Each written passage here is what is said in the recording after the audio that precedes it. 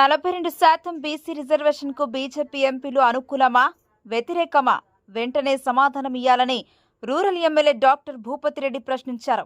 ఈ సందర్భంగా రామడుగు ప్రాజెక్టు నీటిని విడుదల చేశారు.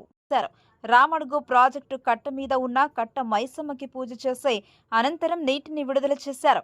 ఈ సందర్భంగా రూరల్ ఎమ్మెల్యే డాక్టర్ భూపతిరెడ్డి మాట్లాడుతూ రామడుగు ప్రాజెక్టు నుండి వివిధ గ్రామాలకు ఆయకట్టు ద్వారా ప్రాజెక్టు ఆయకట్టు క్రింద ఉన్న సుద్దిలం, రామడుగు, మైలారం, కోరటపల్లి, కలిగౌడ్, చింతలూరు, మనోహరాబాద్ వంటి గ్రామాల పంట పొలాలకు నీరు చేరుతుందన్నారు. 42% బీసీ రిజర్వేషన్ కు టీఆర్ఎస్ బీజేపీ నాయకులు వ్యతిరేకంగా ఉన్నారని అన్నారు. కేంద్ర మంత్రి బండి సంజయ్, నిజామాబాద్ ఎంపీ అరవింద్, మల్కజ్గిరి ఎంపీ ఈటెల రాజేందర్లు బీసీ రిజర్వేషన్ కు వ్యతిరేకమా అనుకూలమా చెప్పాలని Nizamabad rural MLA doctor Rekulapalli Bhupathi Reddy అన్నారు. బీసీ రిజర్వేషన్ కొరకు రాజ్యాంగంలో 9వ షెడ్యూల్లో చేర్చాలని కేంద్రంపై బీజేపీ ఎమ్మెల్యేలు ఒత్తిడి తేవాలని అన్నారు. లేకపోతే బీజేపీ ఎంపీలను గ్రామాల్లో తిరగకుండా బీసీ ప్రజలు తరిమి కొడతారని అన్నారు. ఈ కార్యక్రమంలో దర్పల్లి కాంగ్రెస్ మండల అధ్యక్షులు చిన్నపాలరాజ్, డిచ్పల్లి మండల అధ్యక్షులు అమృతాపూర్ గంగాధర్, బ్లాక్ కాంగ్రెస్ అధ్యక్షులు పోలసాని శ్రీనివాస్, ఇరిగేషన్ అధికారులు దర్పల్లి మండల తహసీల్దార్ Shanta, MPDO Ramadugu, VDC chairman Raja Reddy, Suddilam VDC chairman Sai Reddy, Ramudu గ్రామశాఖ అధ్యక్షుడు ఆనంద్, సుద్దిలం గ్రామశాఖ అధ్యక్షులు సురేందర్ రెడ్డి, కాంగ్రెస్ పార్టీ కార్యకర్తలు, ప్రజలు, రైతులు పాల్గొన్నారు.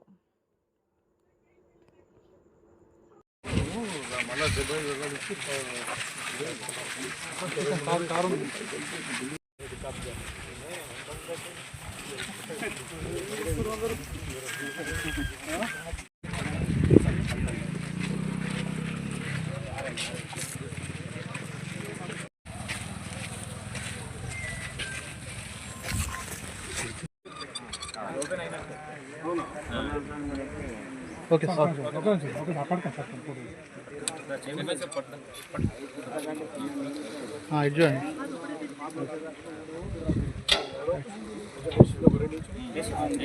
సీనన్న చైర్మన్ సార్, సీనన్న కనిపిస్తలేవు చైర్మన్ అన్న ముంగట్రా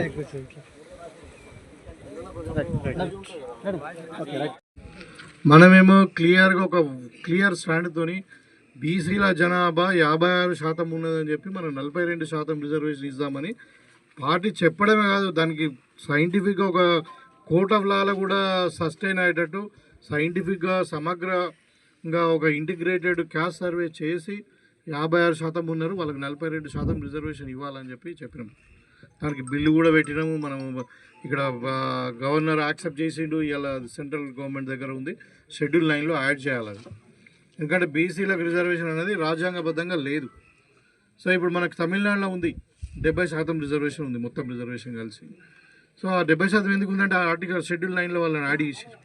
మనం కూడా యాడ్ చేయమో సాధ్యమే. అది ఇప్పుడు మన 50% దాటద్దని సుప్రీంకోర్టు ఏదైతే మనకు లైన్ పెట్టిందో, అది ఏదైతే సీలింగ్ పెట్టిందో ఆ సీలింగ్ని ఎత్తివేయాలా, దాన్ని చేయాలని మనం సీరియస్గా కొట్లాడుతున్నాం. ఇలా అది మనం మీరు ఢిల్లీలో చూసారు, మన అందరం చాలామంది పోయినాం. పోయి అక్కడ మనం ధర్నా చేస్తే దగ్గర 50 మంది ఎంపీలు వచ్చారు. మనోళ్ళు కాక అంటే ఇప్పుడు బీహార్ నుండి వచ్చారు, పశ్చిమ బెంగాల్ నుండి వచ్చారు, ఉత్తరప్రదేశ్ నుండి వచ్చారు, మహారాష్ట్ర నుండి వచ్చారు, తమిళనాడు నుండి వచ్చారు, కేరళ నుండి వచ్చారు. అన్ని రాష్ట్రాల వాళ్ళు కూడా ఇది మంచి కార్యక్రమం. మీరు మరి రిజర్వేషన్ పెంచాలా. అప్పుడు అంతకుముందు మనకు మండల్ మూమెంట్ వచ్చింది ఒకటి బీపీసింగ్ ఉన్నప్పుడు. అదేవిధంగా ఇలా దేశవ్యాప్తంగా ఒక మూమెంట్ రావాలా, బీసీలకు రిజర్వేషన్ పెంచాలని చెప్పి ఇలా ఒక నేషనల్ ఇష్యూ అయింది. ఇలా అది అలా నిజంగా చెప్తాను కాదు. ఇప్పుడు ఈ బీహార్ ఎన్నికలలో బీజేపీ ఓటమి తప్పది, ఖచ్చితంగా ఓడిపోతారు. ఎందుకంటే ఆ భయంతోనే ఇలా క్యాస్ట్ సెన్సెక్స్ చేస్తా అని చెప్పి బీజేపీ వాళ్ళు ఒప్పుకున్నారు, నెక్స్ట్ ఇయర్ చేస్తాం మేము అని చెప్పి. తప్పకుండా ఇలా కాకుండా రేపైనా ఈ షెడ్యూల్ 9లో కూడా యాడ్ చేస్తారు, తప్పదు అది. కాబట్టి ఇలా మనం కాంగ్రెస్ పార్టీ ఒక ఎజెండాని తీసుకొని పోయి మనము దేశవ్యాప్తంగా మనం ఒక రోల్ మోడల్గా ఉన్నాం. అదే ఇలా చూస్తూ ఉన్నారు రాహుల్ గాంధీ గారు. మరి ఇప్పుడు వీళ్ళందరూ అంటున్నారు మరి మోడీకి భార్య లేదు, పిల్లలు లేరు, బుద్ధిమంతుడు అంటున్నారు. మరి మన రాహుల్ గాంధీ కూడా భార్య లేరు, పిల్లలు లేరు. అయితే భార్య పిల్లలంతా లంగలేనా? అంటే వాళ్ళ పాపం ఎట్లా ఉన్నారంటే వాళ్ళు ఇక మీకు అంటే అమిత్ షా, మోడీ అన్నది ఒక దుర్మార్గమైన ఇది ఉంటుంది. సో వాళ్ళు ఆ తంబాకు తినుడు, అబద్ధం మాట్లాడు తప్పితే ఏముండదు. సో వాళ్ళు ఇలా ఓట్ల దొంగతనం కూడా చేస్తున్నారు, నీచం అది.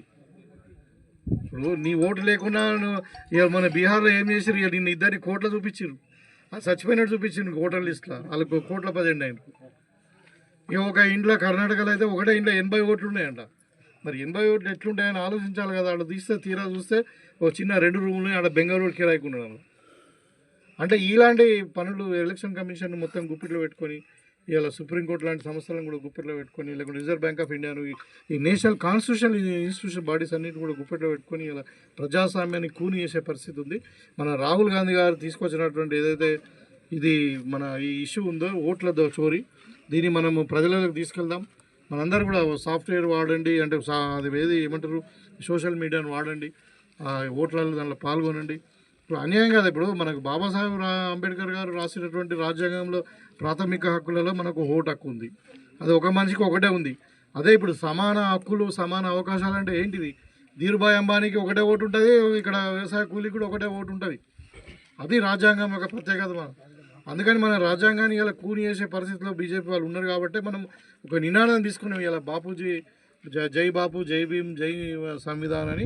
దాన్ని కూడా మనం ప్రజలకు తీసుకెళ్ళినాం. ఇలా ఓట్ల చోరీ విషయంలో మాత్రము మనం మళ్ళొక మన తెలంగాణ ఉద్యమం ఎట్లా జరిగిందో మరి అట్లా ప్రతి గ్రామంలో మీరు చర్చ పెట్టండి.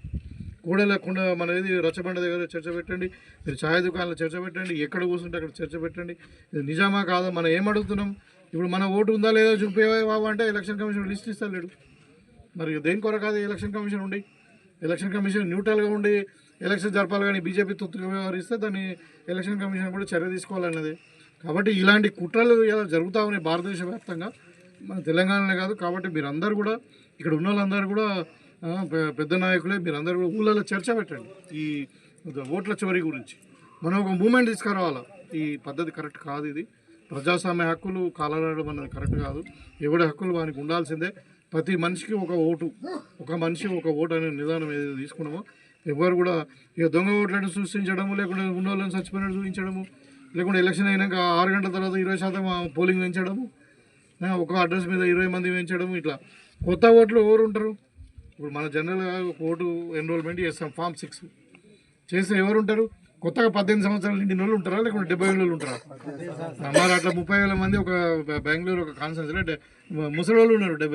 30,000 మంది కొత్తగా ఎన్రోల్మెంట్ అయినారు. అంటే ఇన్ని రోజులు నాకు ఓటు లేదా? అంటే ఇవన్నీ ఆధారాలతో మనం ఇలా నిరూపించినాం కాబట్టి వాళ్ళకి వాయిస్ లేదు. వాళ్ళు ఇంకా ఉల్టా అయిందంటే ప్రజాస్వామ్యం మీద నమ్మకం లేదు, అది లేదు మాట్లాడుతూ ఉన్నారు. కాబట్టి బీజేపీ యొక్క కుట్రలను, దాంతోపాటు ఈ తోడుదంగలు టీఆర్ఎస్ యొక్క కుట్రలను మనం ప్రజల దగ్గర తీసుకుపోవాలి, వాళ్ళ దోషులను నిలబెట్టాలన్నదే మన యొక్క లక్ష్యం. కాబట్టి తప్పకుండా మీరు అందరూ కూడా ఈ విషయాల్లో మాత్రం మళ్ళీ ఒక మూమెంట్ సోషల్ మీడియా యాక్టివ్గా అండి. మీరు మీ గ్రూప్లలో, మీ ఫ్రెండ్స్ గ్రూప్లలో, మీ సర్కిల్లో వ్యవసాయ సంఘం ఎవరున్నా కానీ దీన్ని ప్రజలలో తీసుకుపోవాల్సిందే, వాళ్ళని దోషులు నిలబెట్టాల్సిందే. దమ్ముంటే ప్రూవ్ చేయమనండి మనం తప్పని చెప్పి.